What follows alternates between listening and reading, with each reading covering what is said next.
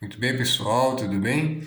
Então, é o seguinte, a dica que eu vou dar aqui para vocês nessa questão é que toda vez que ele solicitar a vocês num determinado gráfico de uma função quadrática, num determinado intervalo, quais são os zeros da função, vocês devem lembrar que zero da função, na análise do gráfico, são os pontos onde a parábola, que está representada aqui em vermelho e pontilhada, vai cortar o eixo x, que é esse aqui que está na horizontal, certo? Então, esses pontos aqui, ó, x1 e x2, são o que a gente chama de raízes da função. Lembra lá quando você resolve a equação de segundo grau e você acha x1 e x2? Pois bem, esse x1 e x2, aqueles númerozinhos lá que você encontra, são os números que vão interceptar aqui o eixo x, ok? E ela pode ocorrer em três situações, né?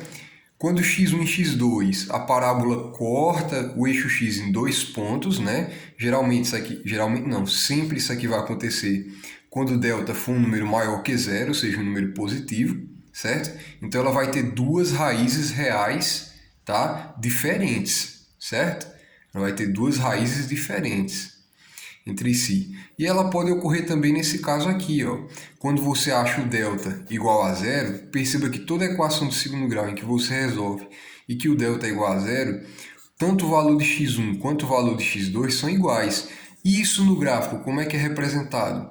No gráfico significa dizer que ela vai tocar o eixo x em apenas um ponto, já que x1 e x2 são iguais, né?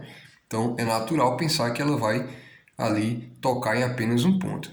E ainda existe uma terceira situação, né, que eu não coloquei aqui, mas eu posso descrever rapidamente, né, que é você ter o gráfico e a parábola ela ficar suspensa, né, ela não tocar o valor de x aqui, ó, o valor de x não, o eixo x, né, em nenhum ponto. Quando isso ocorrer, pessoal, é porque o delta ele é um valor negativo, né? Ele é um valor menor do que zero, tá? E nessa situação, você vai dizer que não existe raízes reais, certo? Para a equação que você está lá resolvendo na sua função do segundo grau, ok? Então lembrem disso. Quando se tratar de solicitar quais os pontos que ela intercepta, você vai olhar o eixo x e vai ver quais são os números. Por exemplo, se aqui fosse o menos 3 e aqui fosse o 3, é porque o x1 é igual a menos 3 e o x2 é igual a 3 quando você resolve a equação. Isso no gráfico vão ser esses pontos aqui, ok? Então você vai dizer que os valores são menos 3 e 3, por exemplo, certo? Então analisa lá os pontos que ela corta o eixo x e responda a sua atividade. Boa sorte, concentre-se e até breve.